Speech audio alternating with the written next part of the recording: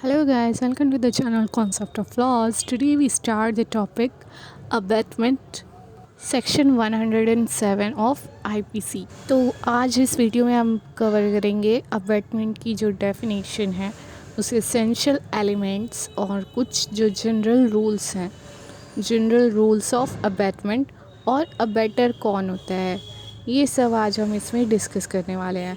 सो guys, video को start करने से पहले please subscribe my channel and share the videos. So let's start the video. Abetment means to instigate, मतलब कि किसी को भड़काना। अबेटमेंट का क्या मतलब होता है कि to instigate, to help, to encourage. According to section 107, abetment में बी कि मतलब किसी को कोई ऑफेंस कमिट करने के लिए किसी पर्सन को इंस्टिगेट करना, या फिर by engaging in a conspiracy to commit it, conspiracy में किसी उस पर्सन को एंगेज करना, या फिर by intentionally aiding a person to commit it, मतलब कि किसी पर्सन को इंटेंशनली ये काम करने के लिए उसको एक टाइप से हेल्प करना, मतलब कि किसी ऑफेंस को करने के लिए उसको भड़काना, उकसाना, ये चीज़ होती है अबेटमेंट। तो ये किसी क्राइम के लिए एक म्यूचुअल रिलेशनशिप हो जाता है, जैसे कि मास्टर और एजेंट हो गया। जैसे प्रिंसिपल और एजेंट का हम एग्जांपल लेते हैं। अब जो पर्सन, अब एज अ प्रिंसिपल, यहाँ पर कौन एज अ प्रिंसिपल काम कर रहा है? जो उसको इंस्टिगेट कर रहा है, मतलब कि उसको भड़का रहा है एजेंट को। किसको? कि एजेंट को। जो पर्सन भड़काए में आ जाएगा उसके और वो कोई ऑफेंस कमिट कर देगा, वो क्या हो गया? एज अ एजेंट उसका काम कर रहा है। यहाँ पर बात हो रही है क्रिमिनल इंटेंशन की, जो कि आईपीसी में पनिशेबल है। तो अबेटमेंट के कुछ पॉइंट्स हैं। फर्स्ट है abetment by instigation. Section 107 clause 1 ये कहता है कि एक पर्सन कुछ करने के लिए, कोई चीज़ करने के लिए अबेट किया जाता है किसी अनदर पर्सन के द्वारा। वो उसको इंस्टिगेट करता है वो चीज़ करने के लिए। क्या चीज़ करने के लिए? कोई ऑफेंस करने के लिए। क्या करने के लिए? जैसे कि यहाँ पर या तो होना चाहिए विलफुल मिस रिप्रेजेंटेशन, या फिर wilful concealment of a material fact. अब जैसे कि या तो कोई मिस रिप्रेजेंटेशन करने के लिए वो कह रहा है, या फिर वो कोई जो मटेरियल फैक्ट है उसको छुपाने के लिए कह रहा है, जिसके लिए कि बाउंड है उसको डिस्क्लोज़ करने के लिए, उस फैक्ट को डिस्क्लोज़ करने के लिए वो पर्सन बाउंड है। बट वो उसको क्या इंस्टिगेट कर रहा है? कि उसको छुपाए, उसको कंसील करे वो जो मटेरियल फैक्ट है। ठीक है। और या फिर जैसे कि कोई मटेरियल फैक्ट्स, यहाँ पर मतलब है कि कॉजेज़ या प्रोक्योर्ड्स, या फिर attempts to cause a thing to be done, मतलब कि जैसे कि यहाँ पर किसी चीज़ की कोई कारण बनने के, जो मटेरियल फैक्ट है उसका जो कारण है उसको छुपाने के लिए यहाँ पर वो उसको इंस्टिगेट कर रहा है। This is known as abetment by instigation. इसको अब हम एक एग्जांपल के थ्रू समझते हैं। जैसे कि एक ए जो होता है वो पब्लिक ऑफिसर होता है, उसको ये ऑर्डर मिला हुआ है कोर्ट से कि वो जेड को अरेस्ट करे। बट क्या होता है कि बी, उसको पता होता है कि सी जो पर्सन है वो जेड नहीं है, बट वो फिर भी बी जो पर्सन है वो पर्सन जो ए पुलिस ऑफिसर होता है उसको कहता है कि सी ही जेड है। तो इस टाइप से वो सी को अरेस्ट कर लेता है जेड समझकर। तो यहाँ पर क्या हुआ? B abets by instigation the apprehension of C. तो ये एक एग्जांपल था instigation by wilful misrepresentation का। नेक्स्ट पॉइंट है abetment by conspiracy. Section 107 clause 2 ये कहता है कि अबेटमेंट बाय कॉन्स्पिरेसी इस चीज़ में इन्वॉल्व होते हैं एक या फिर ये किसके साथ, ये मतलब कि एक दो या दो से ज़्यादा पर्सन एंगेज्ड होते हैं इस टाइप के अबेटमेंट में, इस टाइप से अबेटमेंट करने में। तो उसको कहते हैं कि अबेटमेंट बाय कॉन्स्पिरेसी। कि यहाँ जॉइंट ऑफेंडर्स होते हैं जो कि किसी पर्सन को अबेट करते हैं, उसको इंस्टिगेट करते हैं कोई इलीगल एक्ट करने के लिए, कोई ऑफेंस करने के लिए। नेक्स्ट जो पॉइंट है सेक्शन 107 क्लोज 3 ये कहता है कि abetment by intentionally aiding by any act और illegal omission the doing of that thing, मतलब कि इंटेंशनली किसी को भड़काना, किसी की हेल्प करना किसी इलीगल एक्ट को करने के लिए। अबैटमेंट में कुछ जनरल प्रोविजंस दिए गए हैं।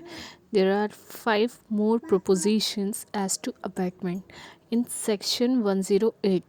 इसका फर्स्ट पॉइंट ये कहता है कि इसमें ये ज़रूरी नहीं है कि जिसको इंस्टिगेट किया गया है कि उसने मर्डर किया हो या नहीं किया हो। ये नहीं होगा कि उसने मर्डर किया है तभी अबैटमेंट के लिए पनिशेबल होगा वो person.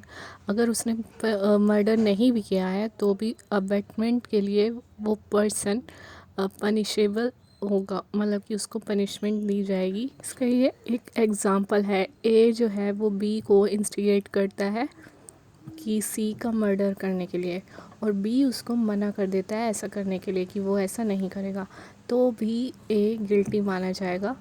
A is guilty of abetting B to commit murder, कि उसने उसको मर्डर करने के लिए भड़काया, ठीक है, तो वो गिल्टी माना जाएगा। नेक्स्ट पॉइंट इसमें ये कहता है कि वो जो पर्सन जिसको अबेट किया गया है ज़रूरी नहीं है कैपेबल बाय लॉ हो वो ऑफेंस कमिट करने के लिए, और ये भी ज़रूरी नहीं है कि उसकी भी सेम ही गिल्टी इंटेंशन हो कि जैसे कि वो अबेट कर रहा है। जो अबेटर है, अबेटर कौन होता है? जो अबेट करता है, जो पर्सन उसको क्या कर रहा है कि इंस्टिगेट कर रहा है। जो पर्सन इंस्टिगेट करता है उसको कहते हैं अबेटर। अबेटेड पर्सन कौन होता है? जिसको कि इंस्टिगेट किया जा रहा है। तो ज़रूरी नहीं है कि अबेटेड पर्सन को नॉलेज हो और सेम उसकी गिल्टी इंटेंशन हो। एक एग्ज़ाम्पल है कि ए जिसकी की इंटेंशन थी जेड का मर्डर करना, ठीक है, वो इस इंटेंशन के साथ में बी को इंस्टिगेट करता है। बी कौन होता है? एक चाइल्ड होता है जो कि 7 साल का होता है। वो उस बच्चे को ऐसा एक्ट करने के लिए कहता है कि जिसकी वजह से क्या हो जाए, जेड की डेथ हो जाए। तो बी क्या करता है? ए की एब्सेंस में वो एक्ट करता है जिसके लिए उसको अबेट किया गया है, जिसके लिए कि उसको भड़काया गया है, और फिर जेड की डेथ हो जाती है। So B was not capable by law of committing an offence, क्योंकि वो एक चाइल्ड है 7 ईयर्स का। A is liable to punished in the same manner as if B had been capable by law of committing an offense and had committed murder and he is therefore subject to the punishment of death। तो उसको punishment मिलेगी death की, क्योंकि उसको liable माना गया murder के लिए। इस सब चीज़ के लिए ए को लाइबल माना जाएगा। थर्ड पॉइंट है कि ये जो कॉन्स्पिरेसी, अबेटमेंट में कॉन्स्पिरेसी है, इसमें ये ज़रूरी नहीं है कि जो पर्सन उसको उकसा रहा है कुछ ऑफेंस करने के लिए वो साथ मिलकर उसके साथ मिलकर ऑफेंस को करे। उसमें ये चीज़ ज़रूरी नहीं है। ये इतना अबेटमेंट के लिए इतना ही काफ़ी है कि वो उसको इंस्टिगेट कर रहा है ऑफेंस कमिट करने के लिए। इसको अब हम एक एग्ज़ाम्पल के थ्रू समझेंगे। ए और बी का प्लान होता है कि वो जेड को पॉइज़न देकर उसका मर्डर कर देंगे। तो इसमें ए और बी कंस्पायर होते हैं, जॉइंट ऑफेंडर होते हैं। तो यहाँ पर क्या होता है कि ए जो है वो पॉइज़न देगा, ठीक है, मतलब पॉइज़न लाएगा। बी जो है ये प्लान सी को बताता है, जो कि होता है थर्ड पर्सन, कि उसको कहता है कि सी ऐसा करे कि जेड को वो पॉइज़न दे, बट इसमें क्या होना चाहिए, ए का नाम नहीं आना चाहिए कि वो इसमें शामिल है, उसकी जगह पर ये इसका काम करे। तो यहाँ पर क्या होता है कि सी एग्री हो जाता है, उसको पॉइज़न दे देता है, जिससे कि बी मर जाता है। तो क्या, सॉरी बी नहीं, जेड मर जाता है। तो क्या होता है यहाँ पर कि ए और सी के बीच में तो कोई ऐसी बात नहीं हुई थी, बी ने उसको बताया था। पर तो क्या यहाँ पर सी लायबल होगा? तो हाँ, यहाँ पर सी भी मर्डर के लिए उतना ही लायबल होगा जितना कि ए और बी, क्योंकि ये तीनों मिलकर इन्होंने मर्डर किया है। जेड का जो जेड के मरने की वजह जो है, ये तीनों उसमें शामिल हैं, तीनों कॉज ऑफ डेथ है जेड की। तो यहाँ पर क्या कहा गया है कि ए जो है उसने ये कमिट नहीं किया, मर्डर कमिट नहीं किया, वो किससे करवाया? सी से, बट फिर भी ए उतना ही लायबल माना जाएगा जितना कि सी, और सी जो है उसका ये प्लान नहीं था, फिर भी ये इतना ही लायबल माना जाएगा जितना कि ए और बी। ये तीनों बराबर लायबल माने जाएंगे, ये तीनों पनिशेबल होंगे मर्डर के लिए। They are liable to the punishment for murder under section 107 explanation fifth. तो थर्ड पॉइंट में क्या था कि जो सी था वो ए से कंस्पायर नहीं था, बट फिर भी उसको मर्डर के लिए लायबल माना जाएगा और वो पनिशेबल होगा, ठीक है। जो थर्ड पर्सन था जिसको कि इंस्टिगेट किया गया और उसने मर्डर किया। और ये फोर्थ पॉइंट क्या कह रहा है कि जो अबेटमेंट अगर इलीगल एक्ट के लिए किया गया है, किसी इलीगल एक्ट को करने के लिए, तो जो अबेटर है, जो उस पर्सन को इंस्टिगेट कर रहा है, तो वो भी उतना ही लायबल माना जाएगा।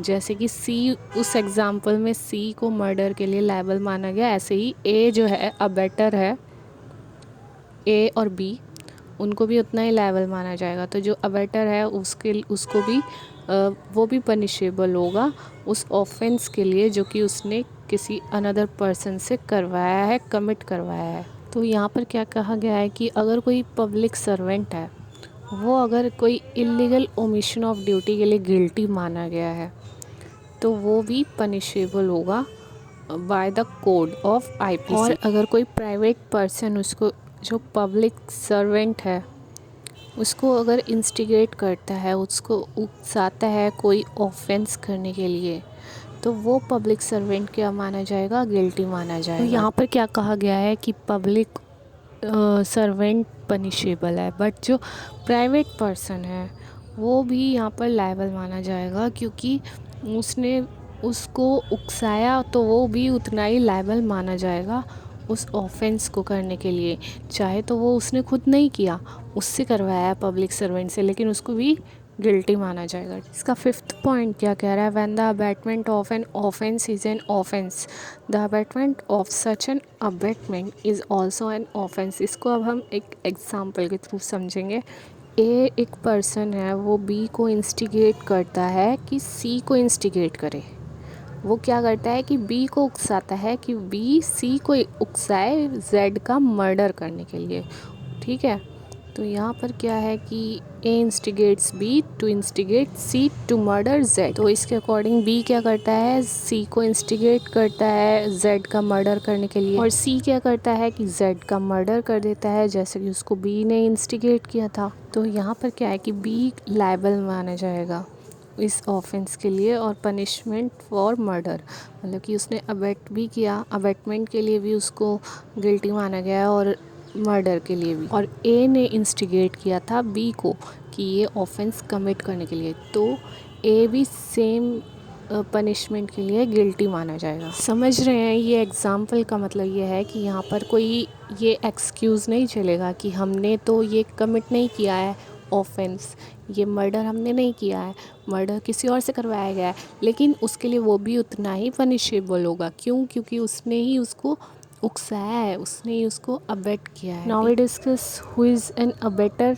According to section 108, abettor is a person who abets the commission either of an offense or the commission of an act which would be an offense।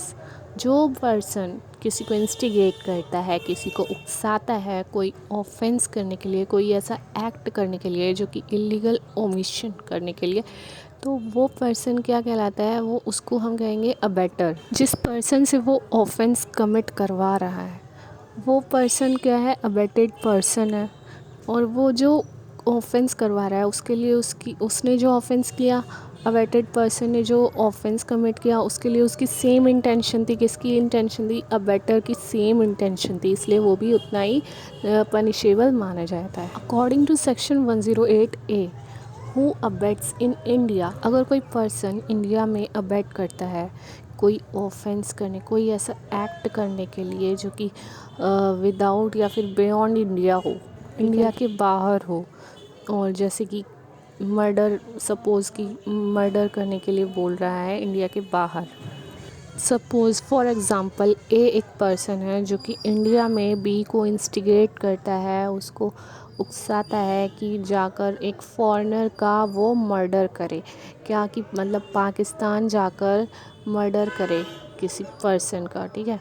वो जो भी जैसा भी उसको डायरेक्ट करता है कि उसको उकसाता है, तो यहाँ पर क्या होगा, ए is guilty of abetting murder. तो सेक्शन 108 ए में ये बात कही गई है। तो अबेटमेंट के इस सेक्शन में एक चीज़ बहुत इम्पॉर्टेंट है, जो कि किसी भी एग्ज़ाम में, जो कि प्रिलिमिनरी एग्ज़ाम्स होते हैं, MCQs, या फिर कोई भी जो एंट्रेंस एग्ज़ाम होते हैं, जुडिशरी एग्ज़ाम होते हैं, उसमें आ जाता है, अक्सर पूछा जाता है कि जो पर्सन अबेट कर रहा है, जैसे कि ए पर्सन है वो बी को अबेट कर रहा है सी का मर्डर करने के लिए, बट इसमें क्या है कि बी जो है उसको रिफ्यूज़ कर देता है, वो मना कर देता है, कहता है कि वो नहीं करेगा, मतलब ये मर्डर, और वो ऐसा नहीं करता है, ये ऑफेंस वो कमिट नहीं करता है। तो क्या होता है कि ए को लायबल उतना ही माना जाएगा जैसा कि अगर वो बी ऑफेंस कमिट कर देता तो भी उसको उतना ही लायबल माना जाता है, उसको अबेटमेंट के लिए तब भी लायबल माना जाएगा, चाहे बी मर्डर कमिट करे या नहीं करे। सो गाइस, इसी के साथ हमारा अबेटमेंट का ये टॉपिक का एंड होता है। Hope you like the video. मिलते हैं नेक्स्ट वीडियो में, तब तक के लिए बाय बाय, टेक केयर।